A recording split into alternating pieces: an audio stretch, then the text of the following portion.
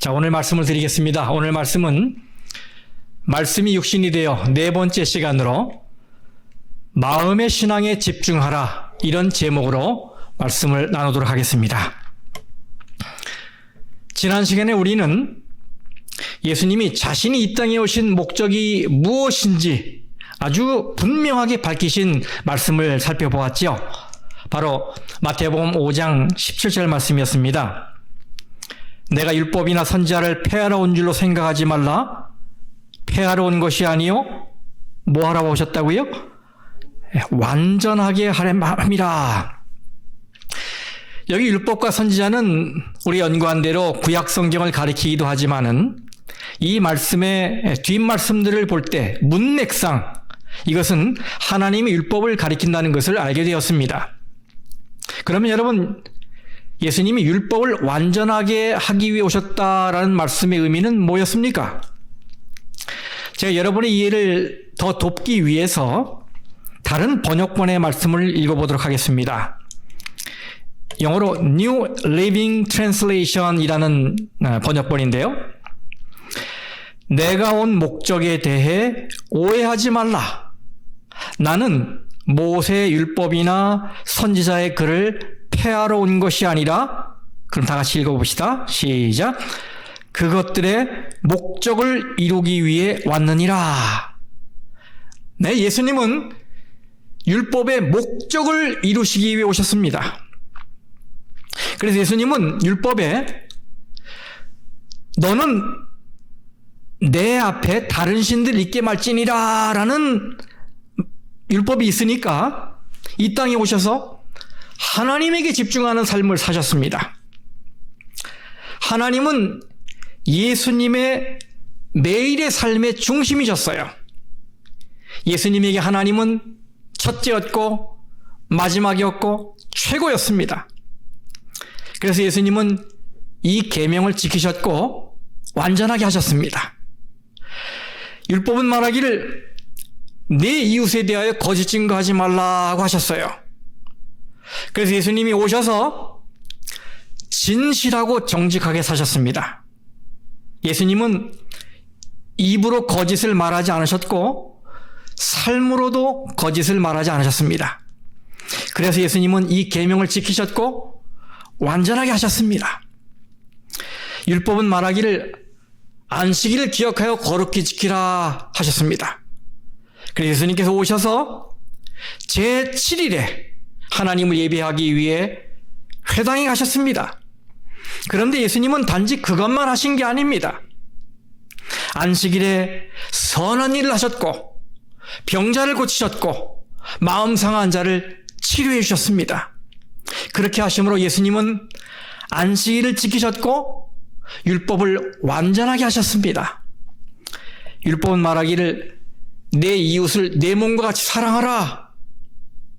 그래서 예수님이 오셔서 이웃이 중심이 되는 삶을 사셨습니다. 예수님은 이웃을 돌보셨고 병자를 치료해 주셨고 심지어 자신을 핍박하는 자들에게까지도 축복을 선언하셨습니다. 그렇게 하심으로 예수님은 율법을 지키셨고 율법을 완전하게 하셨습니다.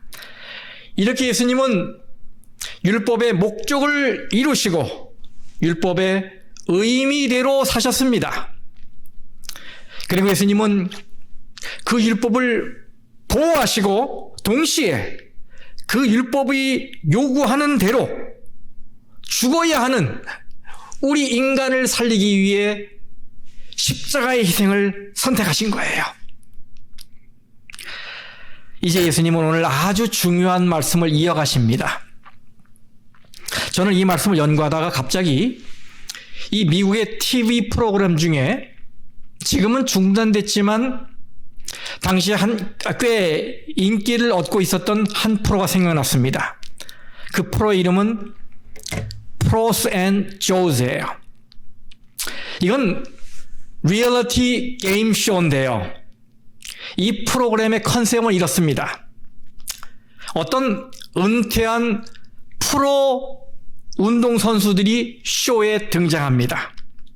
그런데 그들과 상대해야 하는 사람들은 아주 평범한 아마추어 남성들이에요. 이 프로들은 아주 다양한 스포츠에서 활동했던 선수들입니다. 축구, 농구, 배구, 야구, 레슬링, 수영, 각양각색의 이 스포츠에서 활동하던 이 프로 선수들이었어요. 말하자면 전직 프로와 아마추어의 대결이었던 겁니다. 그런데 여러분, 전직 프로들과 아마추어가 대결하면 누가 이기겠습니까? 생각해 보세요. 아무리 뛰어난 아마추어라도 프로들을 상대하긴 역부족입니다. 아마추어는 프로에게 상대가 안 됩니다. 그래서 언제나 프로가 경기를 주도했고 아마추어들을 손쉽게 제압을 했어요. 저는 유튜브를 통해서 축구대표 선수였던 박지성 선수가 아마추어들이 뛰는 조기 축구회에 일일 용병으로 참가해서 뛰는 영상을 보게 됐어요. 그런데 여러분, 이 선수는 은퇴한 지 한참이 됐는데도 그 국가대표 출신이라는 이름에 걸맞게 팔팔한 젊은 피의 선수들을 요리조리 요리하더라고요.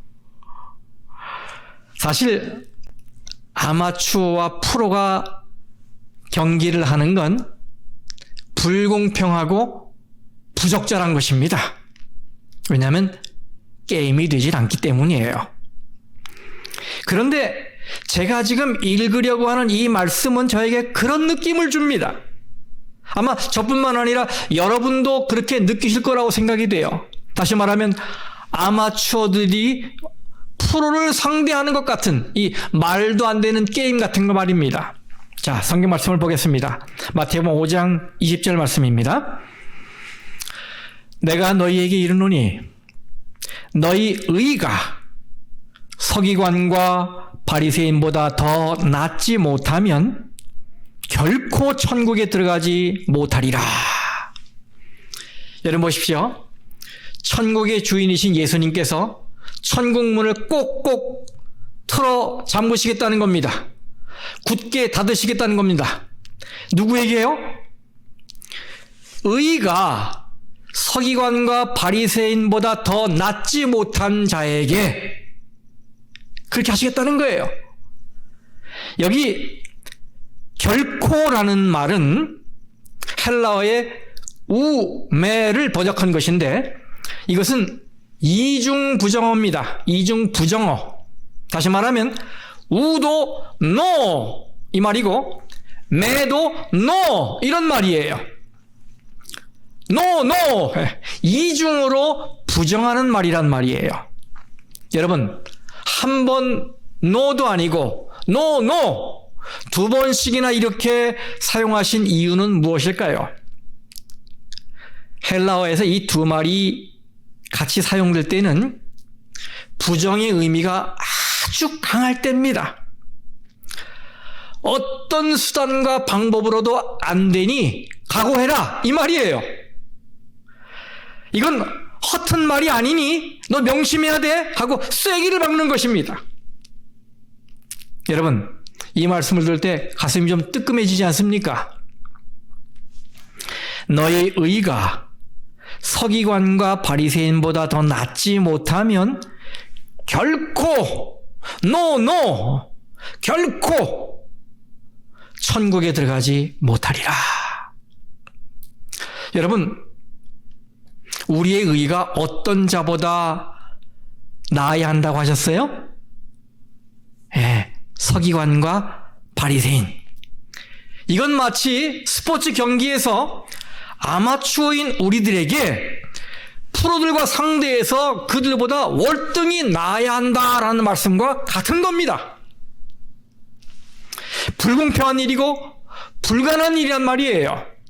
왜냐하면 서기관과 바리새인들은 종교 생활에 관한 한 마스터들이고 프로들이기 때문입니다.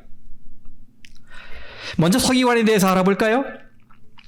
서기관은 아침부터 저녁까지 성경을 기록하는 사람입니다. 제 아내도 틈만 나면 성경을 필사하는데 보니까 성경 지식이 굉장히 깊어졌어요. 서기관이 그렇단 말이에요. 서기관들은 그래서 성경의 권위자가 됐어요. 그리고 백성들에게 율법을 가르치는 선생이 됐습니다. 저는 이렇게 여러분 앞에 서서 설교하지만 서기관들은 서서 가르치면 권위가 떨어진다고 해서 앉아서 가르칩니다. 그 정도로 서기관의 권위가 절대적이었어요. 예, 대단했어요. 그런데 예수님은 얘야, 그 정도로는 어림도 없다. 그들보다 월등해야 한다. 이렇게 말씀하신 것입니다. 예, 어떻게 우리가 이런 프로보다 나을 수 있겠습니까? 이번에는 바리새인입니다. 그들은 어떤 사람들입니까? 그들은 이름 자체가 나하고 너는 다르다입니다. 바리새인이란 뜻은 구별된 자, 분리된 자, 영어로 the separate one is. 분리됐어요. 그들은 하나님의 말씀을 사랑했고 하나님의 말씀에 필요 이상으로 헌신했습니다. 그들은 율법을 지키려는 열성 때문에 율법의 세부 조항들을 만들었어요. 왜? 조금이라도 아기틈타지 못하도록. 안식일 준수에 대한 세부 사항만 해도 1521개나 되었어요. 그들이 성경의 참뜻을 지키기 위해서 구전으로 전승한 전통도 엄청 많았습니다. 그뿐만 아니에요. 그들은 모범적인 재림 신자였습니다. 왜냐하면 그들은 메시아를 기다리고 있었기 때문이에요. 그러니 어느 누가 바리새인과 상대해서 이길 수 있었겠습니까? 이 종교 생활의 프로들을 감히 누가 이길 수 있겠습니까, 여러분? 그런데도 예수님은 제자들을 향해 뭐라고 말씀하셨습니까? 그런데도 예수님은 오늘 우리에게 뭐라고 말씀하시는 것입니까? 너희 의가 서기관과 바리새인보다 더 낫지 못하면 결코 천국에 들어가지 못하리라. 여러분, 예수님의 이 말씀을 듣는 청중들이 그 당시 얼마나 놀랐을지 상상해 가십니까? 아마 어떤 청중들은 뒤로 자빠졌을 겁니다. 아이고, 예수님, 이거 해도 해도 너무하시는 거 아닙니까? 어떻게 그렇게 높은 표준을 제시하십니까? 감히 우리가 어떻게 그 수준에 도달할 수 있겠습니까? 이건 말도 안 됩니다. 누가 이 서기관과 바리새인보다 나을 수 있단 말입니까? 혹 여러분 중에 지금 나도 그들처럼 높은 수준의 도덕성을 가지고 살아봐야지 하고 결심하는 분이 계십니까? 그렇다면 제가 지금 제시하는 이 높은 수준을 여러분 자신에게 한번 적용해 보시고 한번 스스로 판단해 보시기 바랍니다. 자, 여러분은 카페인 없이 하루를 시작할 수 있습니까? 여러분은 몸이 천근만근 무겁고 쑤시는데도 사랑하는 사람의 기분을 맞추기 위해서 그 앞에서 애교를 부릴 수 있겠습니까? 여러분은 매일매일 똑같은 반찬이 주어지는데도 아무런 불평을 하지 않을 자신이 있습니까? 여러분은 사랑하는 사람이 너무 바빠서 여러분에게 전혀 관심을 주지 못한다 하더라도 그것을 잘 참아내실 수 있겠습니까? 여러분은 아무런 잘못이 한 적도 없는데 괜히 사랑하는 사람이 여러분을 야단치는 것을 견딜 수 있겠습니까? 여러분은 사랑하는 사람이 시도 때도 없이 산책을 가자고 여러분을 끌고 갈 때 아무런 불평 없이 늘 동행할 수 있겠습니까? 여러분은 솔직하게 나는 인종에 대해서 또 남녀, 성별에 대해서 그리고 나이에 대해서 그 어떤 편견도 마음속에서부터 갖지 않았다라고 말할 수 있습니까? 만약 여러분이 그러시다면 여러분은 정말 거의 선한 존재임에 틀림없습니다. 바로 여러분이 집에서 키우는 애완견처럼 말입니다. 여러분 생각해 보세요. 애완견들은 굉장히 높은 수준의 삶을 살고 있어요. 그렇지 않습니까? 대단히 높은 표준이에요. 제가 아까 말씀드린 것들은 우리가 별로 하기 어려운 것들인데 애완견들은 그걸 다 하고 있어요. 굉장하잖아요. 2002년 12월 16일자 타임즈에 Crunching the Numbers라고 하는 이 기사가 하나 실렸어요. 이것을 우리말로 하면 많은 양의 숫자 처리를 한다 이런 말이 되겠는데요. 그 기사의 이제 앞부분을 좀 읽어드리겠습니다. 매년 12월 첫째 토요일에 북미에서 즉 미국과 캐나다입니다. 가장 뛰어난 대학생 2,500명이 세계에서 가장 어려운 수학 시험을 치릅니다. 여러분 아시는데 이것은 풋남이라고 이렇게 약자로 돼 있어요. 이것은 미국과 캐나다를 통틀어서 가장 뛰어난 학생들이 모여서 치르는 수학 경시 대회예요. 얼마나 힘든 것이냐고요? 비록 질문은 12문항뿐이지만 시험 시간은 6시간입니다. 그리고 이들이 우리나라가 내세워야 하는 가장 훌륭하고 똑똑한 젊은이들임에도 작년 시험의 평균 점수는 1점이었습니다. 120점 중에서 1 point out of possible 120. 120점 중에서. 여러분 얼마나 높은 표준입니까 여러분? 그죠? 아마도 이것이 예수님의 말씀을 듣고 있던 그 당시 청중들이 자연스럽게 입에서 터트린 비명이었을지 모르겠습니다. 와! 예수님 말씀하십니다. 율법 선생들과 바리새인들을 생각해보라. 그리고 그들이 보이는 삶의 모습, 도덕적인 삶을 떠올려봐라. 그런데 너희는 그들보다 우월해야 해. 나아야 해. 프로와 아마추어의 대결입니다. 아마추어 입장에서 숨이 턱 막히겠죠. 네, 분명 너무나 높고 너무나 무거운 표준이에요. 그래서 사람들은 가끔 마음의 위안을 찾기 위해 자기보다 좀 못한 사람에게 눈이 돌아갑니다. 그리고 그들을 바라보면서 자기와 비교해서 그래, 난 그래도 저 사람보다는 낫잖아 라고 위로를 받습니다. 유명한 설교가의 작가인 맥스 루케이드 목사가 쓴 이 Traveling Light이라는 책에 보면 이 목사님도 그런 생각을 했다는 걸 알게 돼요. 제가 그 책 64, 65쪽에 있는 말을 좀 읽어볼게요. 우리는 모두 이따금씩 옳은 일을 한다. 눈에 띌 정도로 옳은 일을 하는 사람도 있다. 그러나 우리 중 어느 누가 항상 옳은 일을 하는가? 바울에 따르면 우리는 그렇지 않다. 바울은 로마 3장 10절을 인용합니다. 뉴 킹 제임스 버전입니다. 의인은 없나니 없도다. 한 사람도 없도다.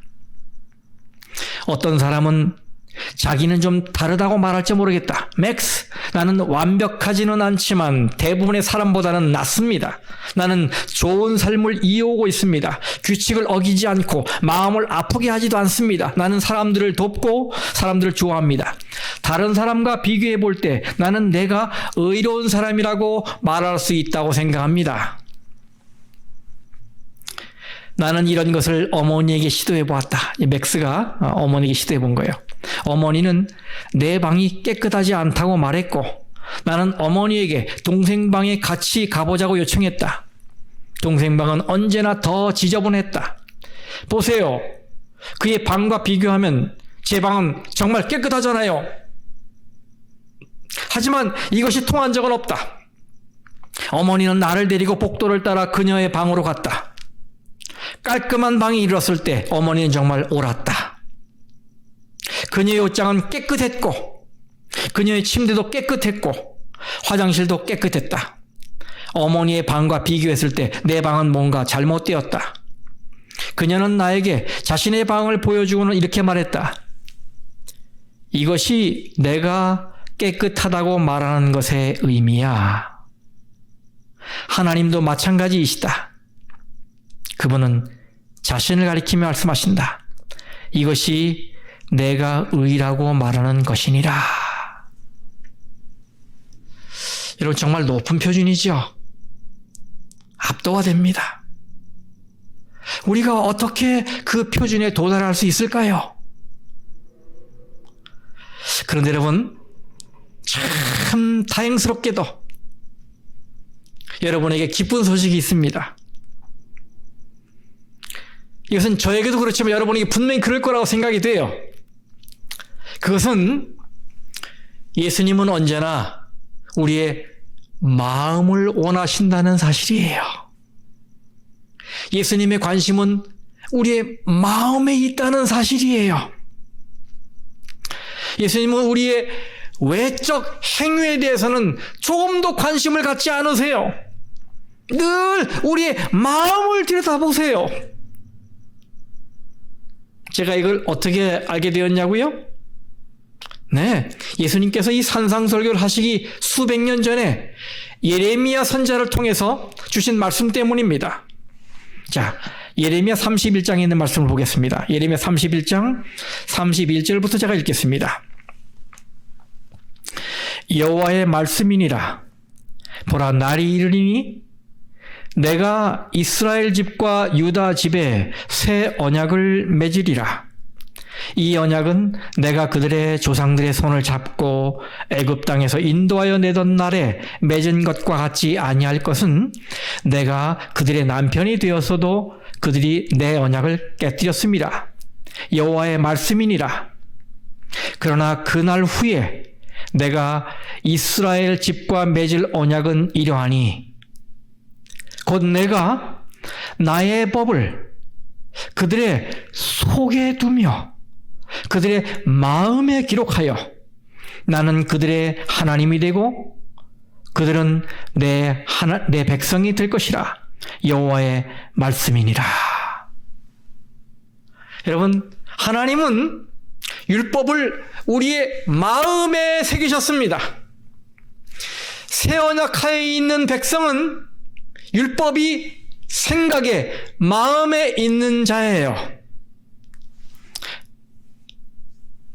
하나님은 이 새 언약하에서 우리와 마음을 나누는 사귐을 원하세요.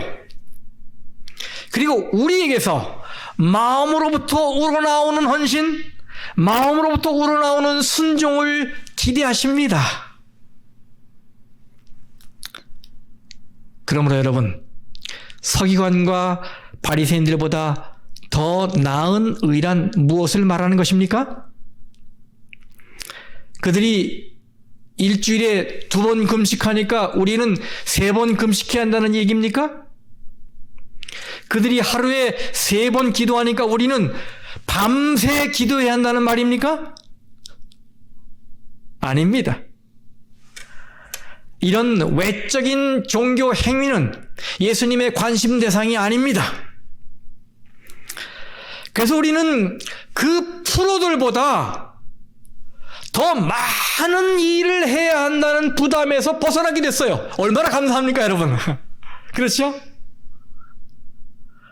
그러나 예수님은 우리가 그들과 다르게 살기를 바라십니다.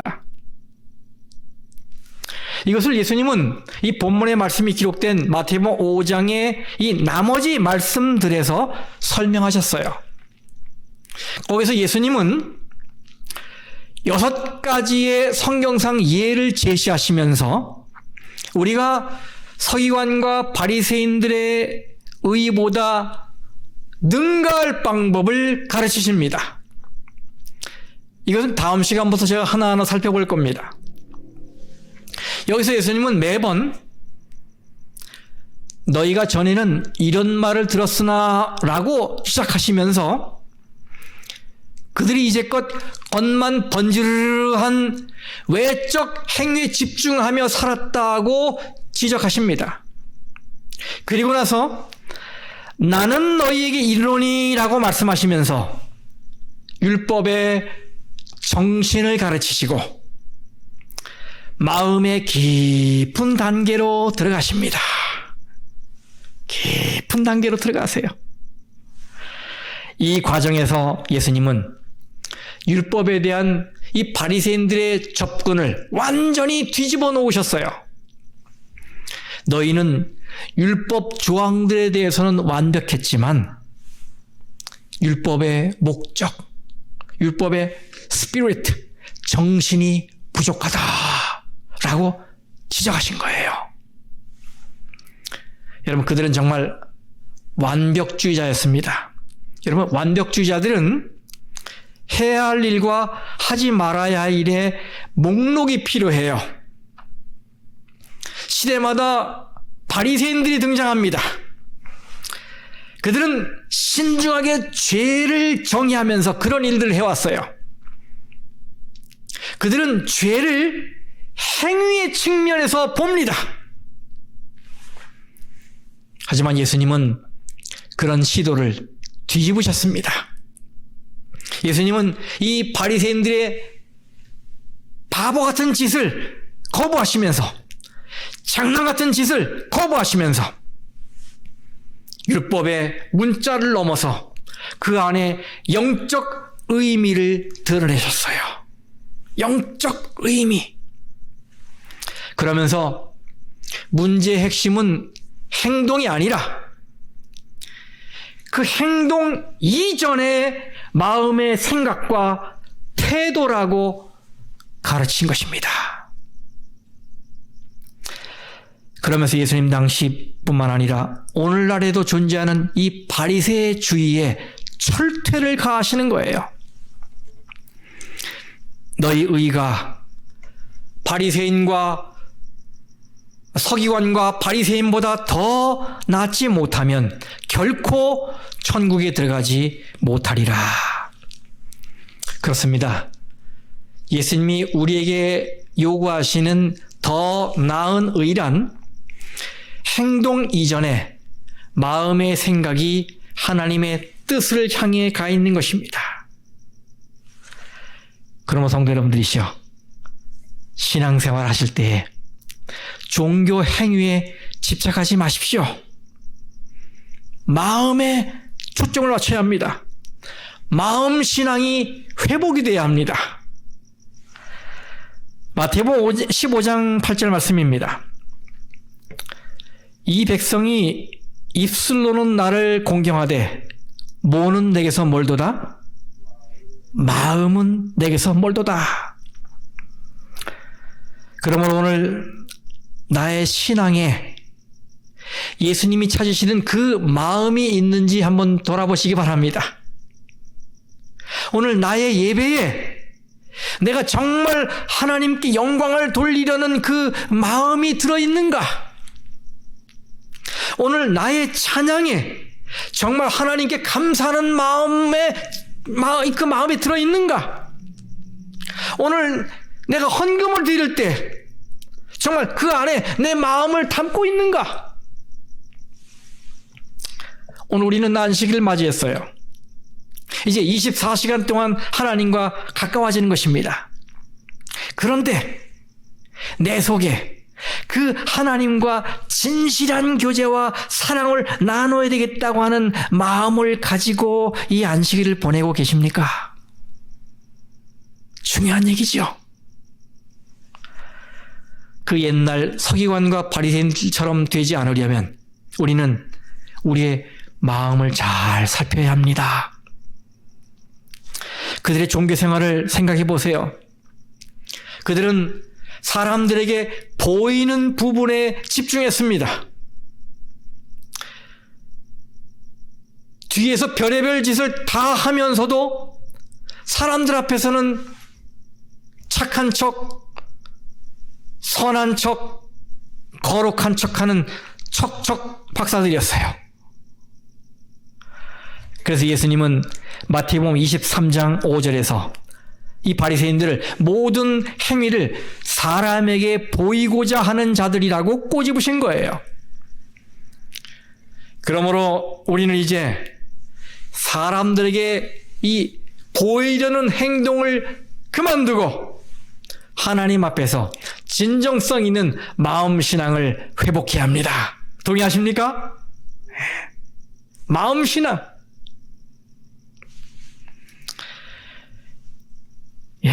신앙생활 할 때는 마음의 방향이 굉장히 중요해요. 속도보다 중요한 게 방향이지요. 왜냐하면 이 방향이 잘못되면 속도를 올릴 때 위험해지기 때문이에요. 그래서 우리는 자주자주 속도를 늦추고 방향을 점검할 필요가 있어요. 하지만 여러분, 방향과 목표가 분명하다면 우리가 부족해도 괜찮습니다. 우리가 좀 어설퍼도 예수님은 이해하십니다. 서기관과 바리새인들은 율법의 세부 조항까지 아주 철저하게 지키려고 애를 썼어요. 그들은 늘 성전과 회당에 가 있었어요. 그런데 그것이 전부입니다. 그것이 그들의 의예요. 오늘 우리도 교회에 오래 머물고 성경을 끼고 살고 많은 봉사를 할 수 있어요. 하지만 거기에 우리의 마음이 빠지면 우리는 21세기 서기관과 바리새인들의 의를 가지고 있는 거예요. 그것은 예수님이 기대하시는 더 나은 의가 아닌 것입니다. 그렇습니다. 신앙은 행위가 아니라 마음에 관한 거예요. 그러므로 나의 행위가 완벽하지 않다고, 나는 많은 일을 감당하지 못한다고 너무 자책하지 마세요. 괜찮아요. 예수님에게는 우리가 얼마나 많이 일을 했느냐가 아니라 우리의 마음속에 무엇이 있느냐, 그리고 그 마음이 어디로 향해 있느냐가 관심이세요. 그게 중요한 거예요. 오늘 예수님께서 말씀하십니다. 네가 외적으로 나를 따르는 것만으로는 충분하지 않다. 그것은 반드시 마음의 문제여야 한다. 텍사스 달라스에 있는 윌셔 침례교회 목사였던 브루스 맥카이버 목사가 자신이 경험한 심장 수술에 관해서 이야기를 했습니다. 이것은 그의 책 내가 목사였을 때 말할 수 없었던 이야기들이라는 책에 나와 있어요. 그는 수술하기 전날 밤에 담당 의사에게 물었습니다. 선생님, 제 심장을 고치실 수 있겠습니까? 그때 의사가 말합니다. 물론입니다. 그리고 다음날 12시간에 걸친 심장 수술을 마치고 회복실에서 깨어났어요. 근데 이 목사가 의사를 보자마자 수술이 어땠는지 묻습니다. 박사님, 제가 병원에 들어오기 전에는 산소 수치뿐 아니라 다른 것들도 다 내려가 있었는데 이제는 혈액과 산소 공급이 충분해진 건가요? 네, 당신에게 필요한 만큼 충분해질 겁니다. 이렇게 말하고 의사는 떠났습니다. 그 후에 이 태어날 때쯤 돼서 이번에는 이 목사의 아내, 라와나라고 하는 아내가 수술 후에 이 남편의 삶의 질이 떨어지지는 않을까 염려가 돼서 의사에게 물었습니다. 선생님, 앞으로 제 남편의 삶의 질은 어떨까요? 그랬더니 의사는 이렇게 대답합니다. 네, 저는 그의 심장을 고쳐주었습니다. 이제 삶의 질은 그에게 달려 있습니다. 중요한 얘기죠? 예수님이 말씀하세요. 내가 너의 마음을 고쳐주마. 그러니 네 마음을 나에게 주렴. 분명 그 마음이 고쳐지면 너는 천국 백성으로 놀라운 삶을 살게 될 거야. 예수님이 이렇게 말씀하신 이유는 천국의 의, 더 나은 의란 마음을 관통하고 마음에서 나오는 것이기 때문이에요. 이것이 하나님의 은혜로 여러분이 소유하게 해야 하는 천국의 의, 더 나은 의인 것입니다. 마태복음 5장 20절, 내가 너희에게 이르노니 너희 의가 서기관과 바리새인보다 더 낫지 못하면 결코 천국에 들어가지 못하리라. 이제 여러분은 프로들을 상대할 수 있게 되었습니다. 그들보다 더 많은 행위를 함으로가 아니라 그들과 다르게 삶으로 이제는 맞설 수 있게 된 것입니다. 그것은 바로 마음의 신앙입니다. 진실한 것이지요. 정직한 것이지요. 깊은 것이지요.